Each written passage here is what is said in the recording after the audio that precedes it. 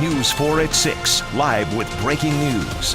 Good evening, everyone. Tom is off tonight. A new search effort getting underway now as crews try to find a man who went missing in a Jackson County cave. Divers are about to head into the cave off Flynn Creek Road. That's where we find News 4's Forrest Sanders. All right, Forrest, give us a rundown of exactly what's happening right now. Well, specialty divers have been flown in and they're going to be headed into the cave at any minute now. This man has dove into this water around the cave yesterday afternoon. He's been in there more than 24 hours. Now, Jackson County EMA officials say 5 people from the UK went exploring a Mill Pond cave. They had to dive through water to get to it. 4 came up, a 5th did not. His friends went back in searching for him several times but didn't find him, so they called police. Crews have this very narrow cave mapped out and have a plan to go through. Physicians and paramedics are waiting outside the cave. Now this search is on the minds of this whole community. You're just praying for the people, praying for the EMA workers, hoping they can get them out safely, of course. You know, thinking of those people and thinking of the people's family. You know, it's got to be a tragic time for them. EMA officials have told us that this man has done many dives in the past, and they're hoping that his past experiences are going to help him now. In Jackson County, I'm Forrest Sanders, News 4. Thank you so much, Forrest. And those divers, again, are going in right now, so we'll be standing by for word of a rescue. We're going to send out the result on the News 4 app if it doesn't happen during this newscast. The war on opioids has come down hard on some mid-state doctors. It's part of a takedown among several states today. So prosecutors are targeting specifically doctors, nurse practitioners, and some pharmacists for illegally prescribing and dispensing pretty dangerous drugs. Alan Frio is at the live desk right now with more on who's involved. Alan. Well, this is a huge operation. The Justice Department is calling it the single largest prescription opioid law enforcement operation in U.S. history. 60 people charged across 6 states. In all, 9 people are facing charges here in the mid-state. 4 nurse practitioners, a pharmacist, and 4 doctors. One of the doctors is from Nashville, Dr. Timothy Abbott, a South Nashville podiatrist. He's charged with 7 counts of prescribing a controlled substance without a legitimate medical purpose. His office was closed. A notice about the takedown informing patients was attached to his door.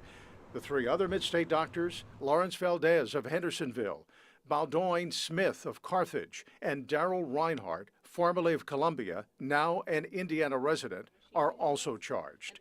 Brent Cooper, the DA General for the 22nd Judicial District, which includes Columbia, where Dr. Reinhardt practiced medicine, says the indictment sent a very strong message.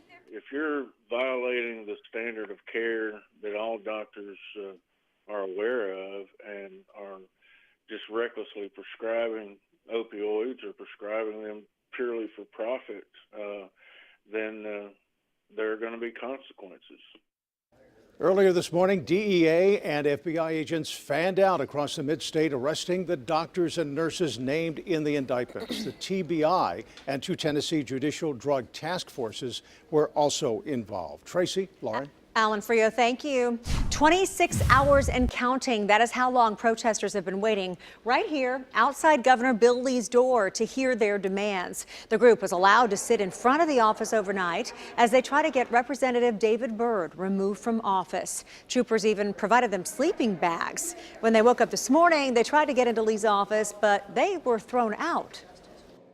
This morning, we were accosted by I don't know, bodyguards, I guess, of Glenn Cassida. And then later we were actually thrown out of Governor Bill Lee's office very abruptly and aggressively by the state troopers. Now, Byrd has been the subject of I-Team investigations for a year now. He is accused of misconduct with teenage girls during his time as a basketball coach.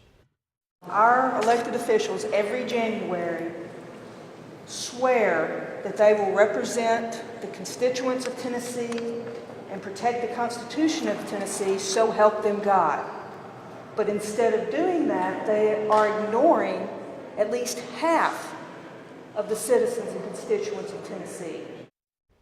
Byrd has been removed from his chair on the Education Committee. He remains a representative. He's denied all allegations. As you can see, though, right now from that live picture, that group is still there, and they do plan on staying the night again or until they're granted an audience with the governor. You know, protesters against Byrd weren't the only ones wanting the governor's attention. A group fighting abortion laws presented Bill Lee with a letter.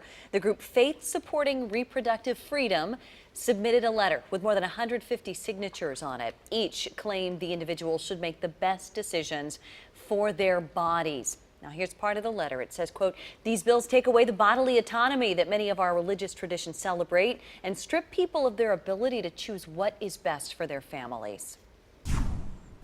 Well, Nashville has taken the NFL draft to a whole new level. We got our first behind-the-scenes look of construction today. And this is really cool because the NFL is actually telling us that they have never hosted a draft on this scale before. How about that? News 4's Rebecca Cardenas, you've been following all the action all week long. Hope you're not getting tired of it there on Lower Broadway. Yeah. Oh, not yet, because every time I come out here, it looks totally different. I mean, it's even tough to give you guys the scope and perception of how massive this stage is down here. And an NFL spokesperson said this morning, this is not the typical setting that they do. It's usually in a theater, but this time Broadway is like their theater, and they're even integrating other parts of the street into it. You see them building off of the Hard Rock here. They've got a similar, smaller structure being built off of Tootsie's down the way. And this setting, they say, allows for more fans than ever before. Wherever we are, we really take on the character and life of the city that we're in. And Nashville's got character. Bringing the draft here gives the NFL the unique opportunity to build into Music City's top destination, Lower Broadway. The energy, the ability to layer in music as part of everything that we're doing. This is the first time the draft will go from more of a theater setup to what feels like an open concert. We're really integrated into the city itself. It's not just a building with walls. I mean, there is no walls. Last year in Dallas, the draft saw about 40,000 fans a day. And this is going to dwarf that with the ability to go down and see everything all the way down Broadway. Nashville preparing to host at least 300,000, making it a springboard for one of the most anticipated sporting events of the year. It takes the event to a whole other level. Well, we got an inside look at the green and media room today. You're seeing just the top of the tenting there of it. From where we're standing, that tent will hold, get this, 2,000 credentialed media, plus all of the NFL hopefuls and their families. Tracy, Lauren. Holy moly. Thank you very much, Rebecca Cardenas. Now at 6 o'clock, the director of Tennessee's top school system has been named the only candidate for director of Atlanta schools. Dr. Mike Looney is who we're talking about, taking part in a meet and greet and interview in Fulton County.